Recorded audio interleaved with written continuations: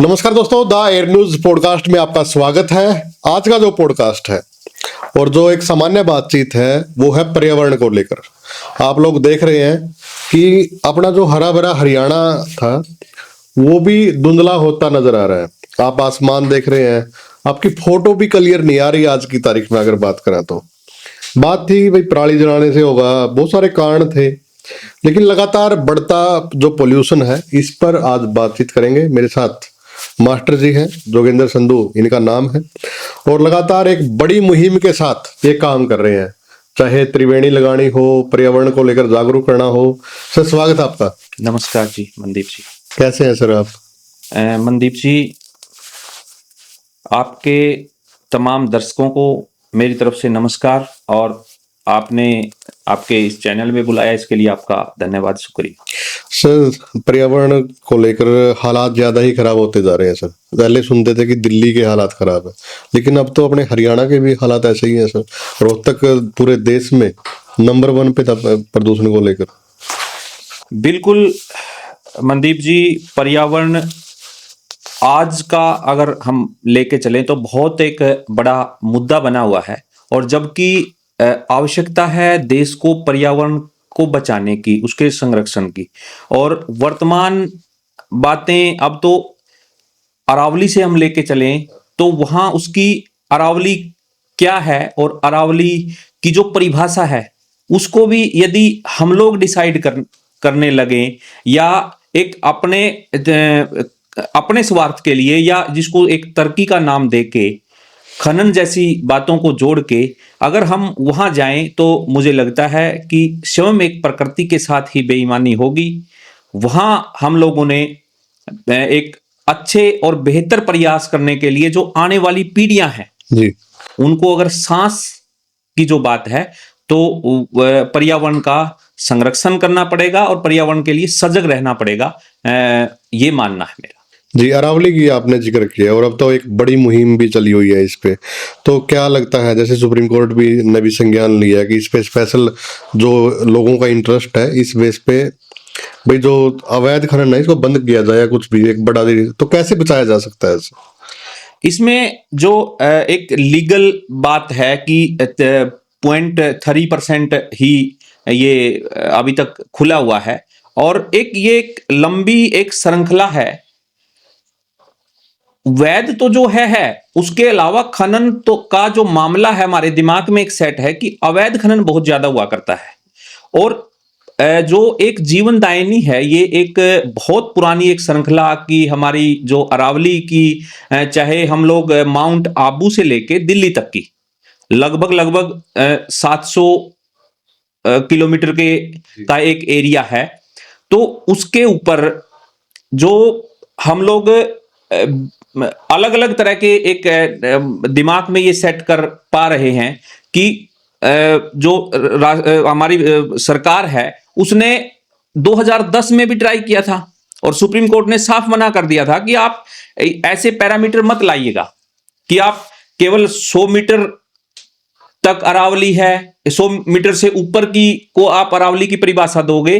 तो क्यों ना सरकारों को भी एक ऐसा एक सिस्टम तैयार करके लेके जाएं जिससे पूर्ण रूप से पूर्ण अरावली का संरक्षण हो, और एक पर्यावरण उसके अंदर स्वयं बहुत कुछ विद्यमान है।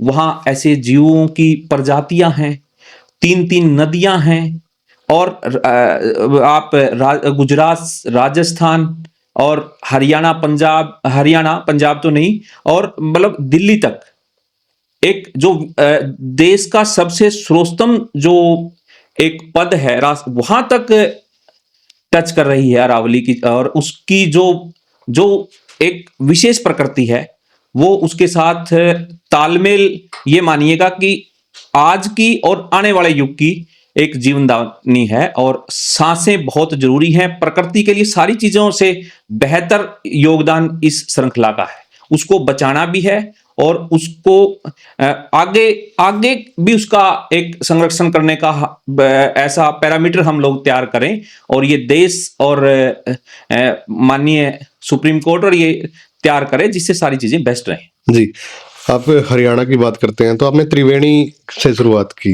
और आपने लगभग 1100 कुछ का आंकड़ा आप बता रहे थे कि मैंने लगाई है। तो क्या कुछ जो पेड़ पौधे लगा रहे हैं तो इनसे ये चीजें दूर हो सकती हैं? बिल्कुल पर्यावरण की जहां तक बात है, और जो एक बात है त्रिवेणी की, त्रिवेणी को अपने समाज में, अपने देश में एक धार्मिक दृष्टिकोण से भी बहुत बेहतर मानते हैं। और जहां हरियाणा के अंदर पीपल का पेड़ है, विशेष यहाँ मिलता भी है, और बड़, नीम, ये तीनों ही एक विशेष रूप से अच्छे पेड़ पौधे हैं। और जब इनका जो लाभ है वो एक लंबे समय तक रहता है, उस कड़ी में 2023 की जब हम बात करें, माननीय हमारे डायरेक्टर थे एजुकेशन डिपार्टमेंट के, राजेश खुल्लर जी, उनके माध्यम से हम लोगों ने एक बिल्कुल लेटर एक निकलवाया, और पूरे हरियाणा के सभी स्कूलों से शुरुआत करके हम लोगों ने 1100 का टारगेट लिया था, लेकिन उसमें लगभग 10-11 हजार त्रिवेणी हम लोग लगा पाए। और मुझे लगता है कि उससे काफी मोटिवेट चीजें हुई। उसके बाद अगले उस समय के जो पंचायत मंत्री थे उन्होंने भी काफी फोकस किया, और आज तो माँ के नाम पेड़, जो उसके बाद की बहुत सारी एक मूवमेंट चली, और मुझे लगता था कि वो बहुत जरूरी था, और वो लगातार हम सब लोगों ने जागरूक भी करना चाहिए और लगातार ऐसे चीजें जारी रखनी चाहिए। आपकी पोस्टिंग फतेहाबाद में भी रही तो वहां से शुरुआत हुई आपकी? हाँ, फतेहाबाद में मैं मनदीप जी आपको बताऊं, एक बन गांव है फतेहाबाद के पास, वहां एक सरपंच साहब ने, और एक उस समय मैं ये त्रिवेणी लगा रहा था, मेरी गाड़ी में ही पौधे होते थे, और मैं जगह जगह तमाम सरकारी जो मूवमेंट हैं, चाहे बिजली घर है, चाहे हमारे पुलिस स्टेशन है, हर जगह मैं लगा के आता था और जागरूक करता था। और गांव गांव ये मानेगा कि पलवल से लेके पंचकूला तक का मैंने सफर किया। तो उस दौरान एक मेरा साथी शिक्षक था, वहां मेरा जानकार था, और वो वहां पोस्टिंग थी उनकी। तो वो कोई कटाई करवा रहा था सरपंच साहब, कुछ यानी कि वो किक्कर टाइप की है, वो झाड़ी दूसरे टाइप से है। तो उस मास्टर की और उस सरपंच साहब की थोड़ी बात हुई कि आप मुझे कह रहे हो कि मैं क्यों कटवा रहा हूं, मास्टर तो एक है जो पेड़ लगा रहा है, गाड़ी में घूम रहा है।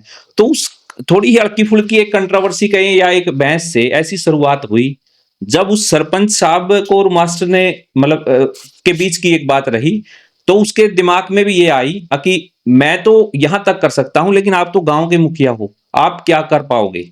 तो उसने वहां पंचायती जो जमीन थी वहां नर्सरी बना दी, और ये मान के चलो लगभग 50 एकड़ में बनगांव आज के दिन हब है पेड़ पौधों के लिए, और वहां तैयार भी किए जाते हैं। और पूरा हिसार प्रशासन, फतेहाबाद प्रशासन ने काफी कोऑपरेट किया, और उस गांव का काफी एक अच्छा मतलब योगदान है पर्यावरण। मतलब एक पहली सफलता मान के चले आपकी। निश्चित रूप से ये सफलता थी। और उसके अलावा चाहे समैन का सरपंच हो, चाहे हमारे जो जिस गांव से मैं ताल्लुकात रखता हूं, महासिंह आर्य जी हों, उन्होंने कोथ गांव के सरपंच ने भी खूब पेड़ लगाए, और उससे लेके तमाम एरिया के सरपंच ने काफी मेरा सहयोग किया। जहां जहां गया पेड़ लगाने, जुलाई के महीने में एक प्रोटोकॉल भी है, लेकिन उसको एक मजबूती मिली।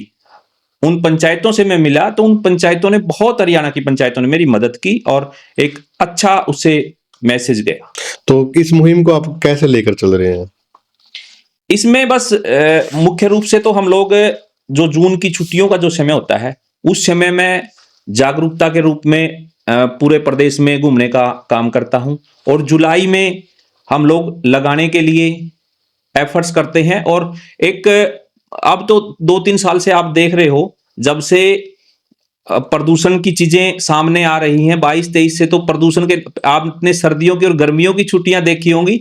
अब तो चाहे एनजीटी की बात है, चाहे मतलब केवल एनसीआर नहीं, हर जगह ही ऐसा माहौल था। उसमें तो उस समय काफी बूम पे ये चीजें रहती हैं, लेकिन उनको संभाल पाना, उन पे एक मन से काम करना, चाहे मैं मानूं ये सोशल मीडिया ने भी इस काम को काफी एक प्रमोट किया है। यहां बुरे काम प्रमोट हुए होंगे, लेकिन अच्छे कामों को भी यहां विशेष रूप से प्रमोट भी किया गया है, और प्रमोट हुए भी हैं, और लोगों ने, जनता ने, जनार्दन ने काम भी बेस्ट रूप से किया है। तो तो वो हमारा आंकड़ा रहता है जुलाई और अगस्त में कि लगाएं भी और उस जागरूकता भी लेके आए। इसके साथ साथ सामाजिक कार्य भी आप करते रहते हैं। मुझे लगता है कि यही सबसे अच्छा कार्य है और ये सामाजिक भी है और एक मतलब मेरे सामर्थ्य के अनुसार मैं जहां जहां मेरी मुझे लगता है कि मेरी आवश्यकता है, मैं वहां अपनी भागीदारी बिल्कुल देता हूं और आगे भी मेरा प्रयास रहेगा कि समाज में सकारात्मकता और तालमेल समन्वय के लिए मैं जितना कर पाऊं वो मुझे करना चाहिए। और जो आपने सामाजिक कार्य की बात की, मैंने तो एक कोरोना की जब महामारी आई थी देश के अंदर, हरियाणा प्रदेश का मैं पहला वो कर्मचारी था फतेहाबाद जिला का जिसने पूरी सैलरी को डोनेट किया था। और उसके बाद काफी कर्मचारी ने भी और पॉलिटिशियन ने भी और बहुत लोगों ने सैलरी भी दी, बड़े बड़े वो किया। मैं 24 मार्च को शायद मैं पहला व्यक्ति था प्रदेश के रूप में। प्रदेश के रूप। हाँ। तो इसके साथ साथ पर्यावरण को लेकर अब क्या कुछ आगे की प्लानिंग है आपकी पेड़ पौधों को लेकर? अब मैं 2026 में हम लोग अब जा ही रहे हैं, तो मैं इस मूवमेंट को कंटिन्यू रखूंगा और वही मेरा उद्देश्य रहेगा अगला भी कि बिल्कुल जून से जागरूकता के साथ और भी बेस्ट करने का प्रयास रहेगा। 1 लाख पेड़ों का हमारा एक टारगेट रखा था 1 लाख का। वो टारगेट 24 में रखा था, 25 में भी मैं पूरा नहीं कर पाया क्योंकि 1 लाख पेड़ कहने में आसान है, करना बहुत बड़ा काम है। तो काफी अधूरा है, उस टारगेट को पूरा करना मेरा लक्ष्य रहेगा। तो अब आप कैथल में पोस्टिंग है? हाँ, वर्तमान में मैं हरियाणा के कैथल जिला में कार्यरत हूँ। तो यहाँ भी फिर स्कूलों में या फिर लगा रहे होगे? हाँ बिल्कुल, यहाँ भी हम लोग पेड़ लगा रहे हैं और जागरूक कर रहे हैं। और वैसे बच्चों का, पंचायतों का काफी एक अच्छा मतलब हमें सपोर्ट मिल रहा है। एक प्रोग्राम देख रहा था मैं आपका जिसमें शत्रुजीत कपूर जी की बात करें या फिर बहुत सारे ऐसे नेता भी आए हुए थे और जो पूर्व में मंत्री सुराईनाथ वो भी दिखाई दे रहे थे। एक बड़ा प्रोग्राम था, तो वो इसी मुहिम को लेकर था या फिर? हाँ, वो 5 जून जो पर्यावरण दिवस है, लगभग मैं वो कई वर्षों से मना रहा और पीछे मैंने 100 मतलब अलग अलग जगह पे पर्यावरण दिवस मनाया था। उसमें जहां मैं मौजूद रहा था वो हमारे गांव के पास खेड़ी चोपटा है, वहां हम लोगों ने इकट्ठा होके वो मनाया था। और उसमें काफी पंचायतों ने, सरपंच एसोसिएशन के अध्यक्षों ने और खाप पंचायत के लोगों ने, मंत्रियों ने, ऑफिसर्स ने, चाहे अभी हाल ही में एचसीएस अधिकारी राजेश कोथ को भी पर्यावरण के लिए विशेष सम्मान कल परसों ही शायद राखी में या वहाँ, वो सारे अधिकारी भी वहाँ आए थे। और समय समय पे उन लोगों का मार्गदर्शन भी मैं लेता रहता हूँ और समय समय पर पंचायतों से मैं ताल्लुकात इस मूवमेंट को लेके विशेष रूप से रखता हूँ। और बस जहां भी, चाहे ये चरखी दादरी भिवानी जहां हल्का फुल्का पहाड़ी क्षेत्र है, वहां पहले क्या होता था कि पौधे लगाए जाते थे, फिर उनको मतलब यूं भी खराब किया जाता था ये मान के कि अगली बार फिर ये सेम बजट आएगा और फिर लगाएंगे। तो उन चीजों पे भी फोकस रखने के लिए विशेष रूप से अधिकारियों को भी हमने बड़ी रिक्वेस्ट की है कि इस काम को मानवता की भलाई के रूप में करें और वहां भी परिणाम बहुत अच्छे रहे। तो ये बजट कहाँ से आता है, जैसे आप इतना पेड़ लगा रहे हैं? बजट मैं बस जो मेरा एक सरकार द्वारा जो मानदेय है, मैं किसी रूप में डोनेशन या कहीं का वो नहीं, मैं सिर्फ अपने ही जो मेरे पास है उसमें जागरूकता के लिए और एक सत्मार्ग के रूप में, जहां ये तो एक व्यक्ति की अपनी इच्छा होती है, कोई अपने चीजों को किसी रूप में लगा ले। एक ये नशा मानिएगा कि पर्यावरण को लेके ये नशा है और इसमें काम करते। तो ये इंटरेस्ट शुरू से ही था या फिर कैसे? ये इंटरेस्ट वैसे तो मैं गांव में जैसे आर्य समाज के बच्चे, मतलब उनमें मेरी काफी रुचि थी, उनके पास बैठना उठना था, तो पेड़ पौधे हम लगा लेते थे, लेकिन मैं गांव सतर पे ही करता था। लेकिन कोविड के बाद जब मैं फतेहाबाद के हॉस्पिटल्स में 65 दिन तक, जब व्यक्ति को छूने से डर रहा था, रिश्तेदार के पास जाने से छू रहा था, उस समय मैं हॉस्पिटल्स में मैंने सेवा की है। और हम लोगों की छुट्टियां थी, निःशुल्क मैंने सेवा की है 65 दिन। जैसे ही मैंने डोनेट करी मेरी सैलरी, उसके तुरंत बाद फिर चाहे राशन बंटवाने की बात हो, सब डिविजनल अधिकारियों के साथ राशन बंटवा, वो जब सारा काम किया मैंने, और तो उस समय मुझे ये हुआ कि पर्यावरण के लिए या समाज के लिए मैं और बेहतर करूंगा, ऐसी आपदा फिर ना आ जाए, या मतलब जो भी मन में एक वो चीजें आती हैं। और उस समय तो ये हालात हो गई थी, जब मैं 15-20 दिन सेवा कर चुका था हॉस्पिटल्स में, मेरे घर वाले भी ये चाहते थे कि गांव में मत आ जाना। हाँ, यही कहते थे।